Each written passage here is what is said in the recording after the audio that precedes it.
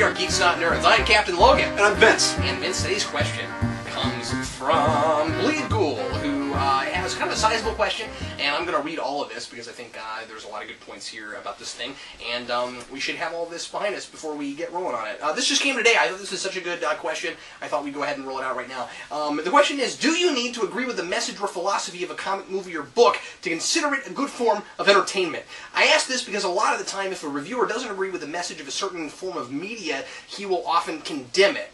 He'll not acknowledge other immediate, more aesthetically pleasing things like craftsmanship, directing, acting, etc. Do we need to appreciate the message, or can we just appreciate the fact that it tells a message and respect difference of opinion?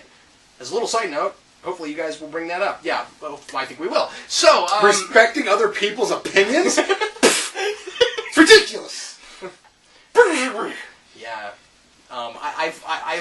I've built Rewind on a firm foundation of I'm right and you're not. Okay, so right now we're going to put 10 minutes on the top, on the top, and then after that we'll go for a half an hour. No, we're going to put 10 minutes on the clock, and wow, this is off to a brilliant start, man. And we probably will not say everything we'd like to on this one because this is a pretty big question, and I think probably later on we'll want to follow it up with a podcast. But I thought, since we've got some other things we've got to do this week, and we've got another podcast we want to record, I thought we'd go ahead and at least broach this topic right now. So, 10 minutes on the clock. It might go a little longer than that. Here we go. The clock's just there for the fun of it. Okay. So Vince, why don't we start it off? Why don't you start it off? Why don't you start it off? Can you enjoy a movie, or should you enjoy a movie, if it, or any kind of story for that matter, if it is polar opposite of your views? I feel like ideally you should be able to. I feel like, because, I mean, it really comes down to the word objectivity, and I know we talk about that a lot. But that's because we should. But it's, you know, it's good to be objective. It's good to look at something and see it for what it is and what it's trying to do, as opposed to just liking it for whatever message it has. Now, I want to say that a lot of people, just tacking this up there, we can get to it later, but I think some people... Turn up the clock. I think there's some people who like things because of the message, regardless of whether it's good or not. I agree with you. And, I mean... It drives me nuts. Like, well, it had a really good message. I'm like, yeah, but I could have written the message on a napkin. Yeah, that's a great point. Except other people. Thanks! I now have the message that was driving District 9. But no, there's reasons to watch District 9. You see what I'm saying? If you don't agree with District 9, which why wouldn't you? But still, there's reasons to like movies. I don't disagree with it. I just don't enjoy it as a movie. But yeah, sure. There are reasons to like movies that have messages you don't agree with. There are reasons to dislike movies that have messages that you do agree with. Absolutely. I love what you said about writing it on a napkin. It's the same thing as once again I'm going to bash Twilight. Here we go. It's the same thing as I think a good analogy. It's the same thing as movies that people watch because someone in them looks pretty to them. Yeah. Where they're like, I really love looking at that Edward guy's body. He's so hot. Okay, buy a poster. Why do you need a movie for that? You know, I had a very similar conversation with somebody at a Blockbuster once. They said, "Dude, you like comic books, right?" And I said, "Yeah." This must have been a long time ago. Yeah, exactly. It was a long time ago. The guy's like, "You like comic books, right?" You were at a Blockbuster, and, so I knew the guy. And what I said to him was, "Sure." And he's like, "Do you see Catwoman? Halle Berry's pretty hot." And I'm like, "So?" Yeah. That didn't make that movie watchable. I mean, yeah. I'm like, if you want to watch a movie where Halle Berry's hot, watch something that's good? Yeah, exactly. It's got, if you think that, and by the way, I can't stand that outfit, so even if you find Halle Berry attractive, I didn't find her attractive in that, but regardless of that, even if you do, okay, so it's got one thing going for it, but then there's the 28 things that are wrong with it, and so I think it's like that. I think that if you have a movie where you watch it and you say, hey, I absolutely agreed with everything that thing said, and now more people will agree with me because it's in movie form. Yeah, I think that's this idea that we have sometimes. I think a great example, at least for me, is Superman 4. This is not a good movie, but it was, but like, it's all about anti-war and anti-nuclear weapons. So so to some people, not very many people, granted, most people think it's a terrible movie, but I mean, like, I know that there are folks who, because that movie has an anti-nuclear message, it automatically it should be like completely defensible. You know what I mean? Like it's now, like, the shields are up on that movie and you can't attack it anymore because of what the point is. You know, forget the fact that it has no money behind it. You know, forget the fact that it's got no script behind it. The fact that it's anti-nuclear means it's safe. You should not be able to touch it. And I think that people have this sometimes with movies where they say, okay, I don't care if it's good or not, this message needs to be said. And I'm like, if it's really a message worth being told, it should be told in a way that is effective. Yeah. I mean, I think that's a really good point. I also let me tack this on really quick too. Sorry. Let me say this too before I the clock's on my head. But before I forget, I also don't think that movies should be 100% about a message. I think that if something is too preachy, it doesn't matter if you agree with it or not. It becomes an ineffective story. But if part of the point of it is to not necessarily even just change a person's mindset, as to just like show things in a different way to talk about a some kind of an issue. It should be done in an effective way. It doesn't make it good just because it's there. You know, I think whenever a character has a character arc of some kind, they learn something, and ideally, or not ideally, but more likely, the audience is going to accept that as the message that's supposed to be learned. Yeah. You know, because there is a morality that the writer or creative team has, and when a character makes that decision, the audience is supposed to have had the ride with the character that allows them to go, you know what, darn it, they're right. Another word for protagonist is hero. Not always heroes in a story are altogether heroic, but generally the good guy wins. Generally. Now, I know we're superhero guys. We talk about superhero stuff a lot. So for the types of things we usually talk about, 99.5% of the time, the good guy wins. But even for other things, the protagonist, usually unless it's a tragedy, in one way or another, the good guy wins. And that means that whether or not it was intended for the message that person learns to be the message of the story, it's always going to come off that way if the good guy wins. Mm-hmm. If the hero wins. So, if the hero wins, I mean, that's the thing, is even, and that's just it. It's not even superheroes. It's not even just because we like superheroes. Or No. The protagonist is the hero of the story. There are arguments that say that, like Arnold Schwarzenegger in Predator and, whatever else he's been in, Commando, he's a superhero. And they're like, but really, super or not, we are looking at the leading character. He's a hero, yeah, exactly. And you have anti-heroes, and you have characters that you're not supposed to like, but they're still the protagonist because they're sympathetic in some way or another, and it's actually about a person that's unlikable, or to some degree, and then maybe they learn something, or maybe the point of the movie is that they don't, what have you. But I'm just saying that a great deal, this is not a blanket statement, a great deal of the time, the point that the director is trying to make a point through, or looks like he is, through a character who, wins at the end. That's all I'm saying. There's a movie called Do the Right Thing, which I saw when I was in college, and I thought there was a lot of things in that movie that were, merited talking about, trying to figure out what about that movie is significant, and or not necessarily what about that, but you can read into things in that movie. And since it's called Do the Right Thing, who did the right thing? I've heard a lot of film critics and not necessarily critics, but scholars talk about what in this movie is supposed to be the right thing, and we have. That's why I love titles. Exactly the major running thing that actually, or the major climax of the movie has a couple different groups of people making a couple of choices, and that to me is what the movie's pushing, and I don't agree with that. But if I look at the movie in another way, where there's one character who makes, a single person who makes what I consider to be the right thing, the right choice, and I latch onto that, and that's the one thing I can enjoy about the movie. I'm like, well, I feel like Spike Lee's trying to tell me that this is the right thing to do, but I think he's stupid. I think this character that he's set up as a sort of the minority guy here is doing the right thing. And I've heard other film scholars say that. Other film scholars.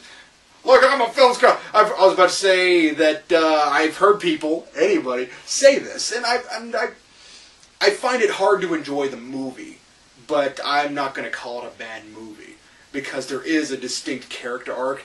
People make choices. People go through trials and tribulations. It's a movie. It's a character arc, and it's a story.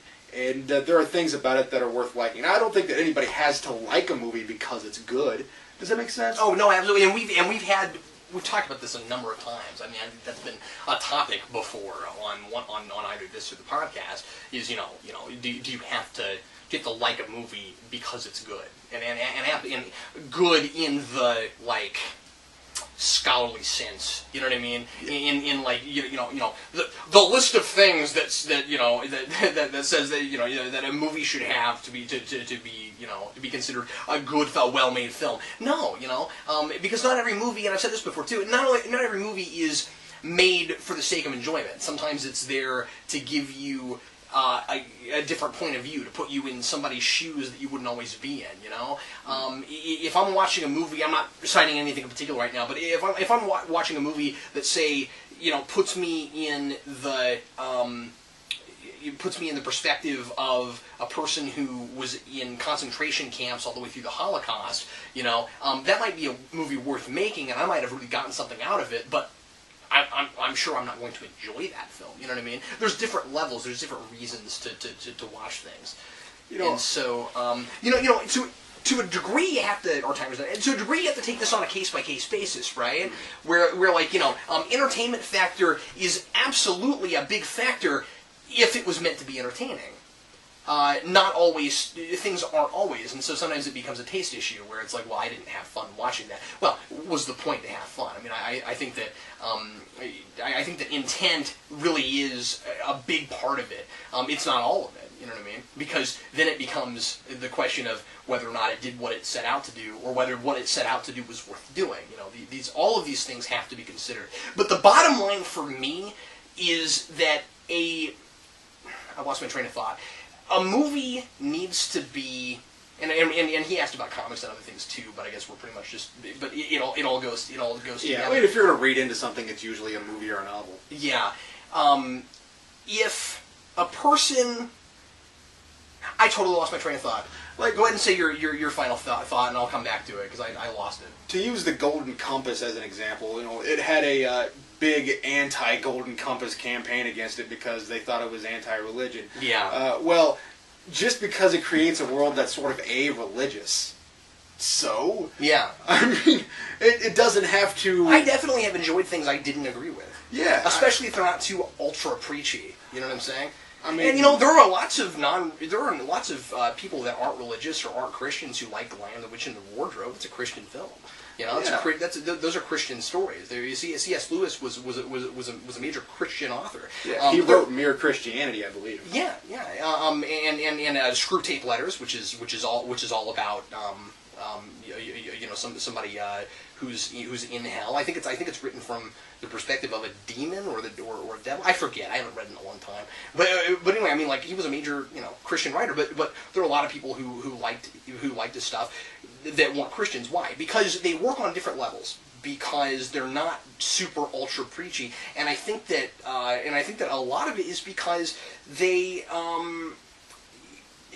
like I said, they can take it on different levels. They can enjoy it in some other sense. I'll say this, that I can enjoy... I used to really enjoy drug culture comedies. I thought they were hilarious. I don't get that. I've personally never taken drugs, but I thought... I really thought Cheech and Chong were funny. I really thought that Harold and Kumar were funny.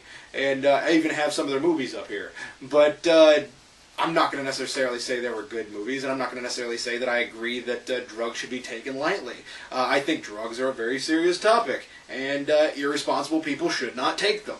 And for a lot of drugs, responsible people shouldn't even take them, because they're bad for you. But, funny that. Man, why did I lose all my brain cells? Well, it's probably because you've been doing meth. You should probably stop that.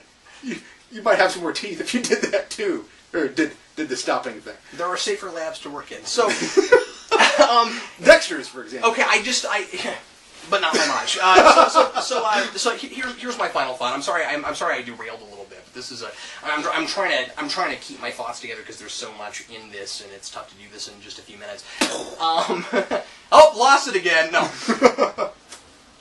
For me, and this is just my opinion, I can enjoy a movie that's just pure entertainment, just pure escapist entertainment. But for me, I think that one of the most important things for film and stories to do on the whole is to make people think. And sometimes that's, very often actually, that's making people think about perspectives they hadn't considered before. And guess what? A lot of the time, the perspective you haven't considered before is not your perspective. You know why? Because you haven't considered it before. Which means that things are going to come out that you're not going to agree with. I think that it is absolutely absurd for someone to immediately be against something simply because they don't agree with it.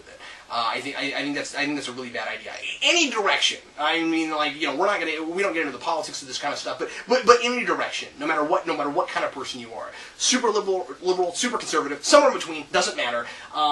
Now, I don't think things should be preachy. I don't think things should be ultra preachy, and I don't like to be preached at by things. I don't like stories that are purely, I'm trying to convert you to my way of thinking. I think that is just as daft as the other thing. Mm-hmm. But I think that if you're watching something and you go, okay, this writer seems to have these kinds of sensibilities, he's symbolizing this kind of logic with these sorts of things, you've got to look at it more as a story and less of a message, of a commercial, of a poster, unless all it is a poster or a commercial. And I think that you have to really consider what it is and what it's trying to do and that sort of thing, and you have to kind of put yourself aside a little bit, and let yourself go a little bit, Be open-minded enough to say, yeah, I don't agree with that, but it was a well-told story. As long as stories are more about the characters than they are about a message, they're always better movies. I don't care what it is; they're always better. And messages can come out of that sort of thing. But one thing I've always said, and I'm sorry, I'm rambling a little bit, but one thing I've always said is you should never, you've probably heard me say this 100 times, you should never sit down and write a story about AIDS. Mm-hmm. That's the example. I quoted you the other day. Oh, thanks. That's the example I always use. And the reason is because it's a big hot button kind of topic. Or these days more so, you should never sit down and write a story about abortion. Now, does that mean that you can't write a story that has themes about abortion in it? Absolutely, that's fine. That's not what I'm saying. What I'm saying is, when you sit down to do a piece, you shouldn't go, my whole point for this thing is going to be to make people think the way I do about abortion. If you're going to do that, you might as well write a blog. Yeah. Like you said, you might as well write it on an essay. Write an essay. Write whatever it is that you think you need to do. Or if it's religious, be a preacher. You know what I'm saying? But I mean, like, write a sermon. But if you simply work on a story and you're a thinking, breathing, feeling human being, like I assume that you are. None of you guys are dead, right? We couldn't possibly. A message will reveal itself in some way or another, even if you weren't attempting to. If you were thinking and if you were feeling while you're writing something. That's why you should never be too close to something while you're writing it. That's why if your mother dies today, you probably shouldn't write poetry about it tomorrow. If you want it to be published. Now that sounds terrible. And you could write therapeutic books. Yeah, that's a sure. different thing. And maybe so. Maybe it'll work. But a lot of the time it doesn't. A lot of the time it's too close to the surface. It's too bubbled up, and it will be ultra preachy. It will be too obvious. And I think I'm not going to go into depth in this, but I think subtlety is a big key to this also. Yeah. But anyway, I'm sorry. What are your final thoughts, Vince? I'm finished. I think from the viewer standpoint, I think Cap really hit the nail on the head when it comes to writing a piece. But I think from a viewer standpoint, there is sort of a mean that should be walked on most things. I've always considered myself to be a fairly moderate guy, not necessarily super conservative or super liberal. And, in my head, that's the way you should be, Because if you're moderate, then you're open to ideas. And you're open to hearing another point of view. And, that's not necessarily... You mean at least with regards to entertainment? Yeah, you are open to hearing what somebody has to say. If you walk into... And by the way, let me just say... I'm sorry, I don't mean to interrupt. Let me just say that that's different than being impressionable. Yeah. If you're sitting there like, oh, whatever that guy says has to be right because he's a college professor, you're impressionable. But if you're saying, well, what he says makes sense in this way, but it doesn't make sense in this way, and how can I, or not necessarily actively thinking this, but how does that affect my point of view? That's being open to an idea. I forget the philosopher who said this. I want to say it's Aristotle, but I forget. Essentially, there's two extremes. There's the too much, there's the too little, and then there's right where you should be. Bravery. I think the example that was used, that if you're so super brave, like somebody you see is drowning in the river and you're on this bridge, so you jump in the river because you're super brave and you hit the rocks in the bottom, break your leg, and you're drowning too, or whatever. That was absolutely useless. Yeah, or if you're just too timid to actually go save the person, or if you keep your cool and you figure out a way to save the person. You walk off the bridge, you call somebody. Well, and so that's so great because that's a great analogy for well thought out opinion. Mm-hmm. You don't just jump right in and go, no, that's wrong, because I remember that for some reason that's supposed to be wrong. Yeah. You have not only just a well thought out opinion, but also an educated opinion. That sort of thing. I think before a person gets immediately angry about something that they saw in a movie or something, they should probably make sure that they know enough about it.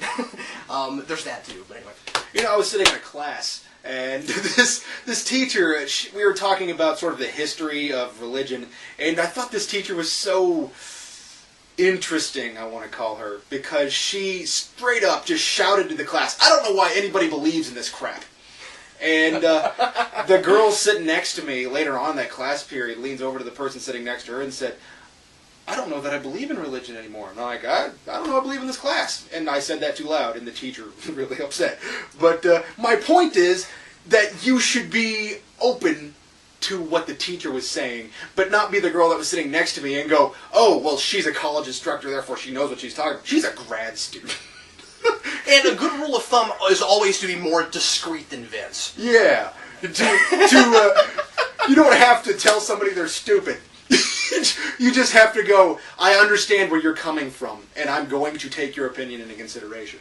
And, does that make sense? Yeah, absolutely. So when you go see a movie, be chill about it, and if it's something that disagrees with you, maybe sit on it for a night. That disagrees with, like bad pizza, Yeah. This movie didn't agree with me, and I've been laid up for days. Bad pizza, incidentally, kind of good. Well, Vince, once again, we've proven that Geeks Not Nerds is a show where everything is made up and the timer doesn't matter. And I want to say thanks again, everybody, for watching. As always, sorry this went on a little bit longer than timer, and I still kind of want to follow this up with a podcast. I think Poor there's some places neglected to timer. go.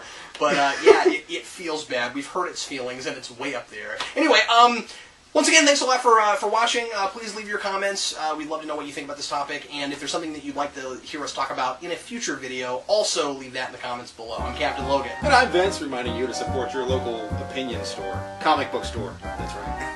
We'll see you later.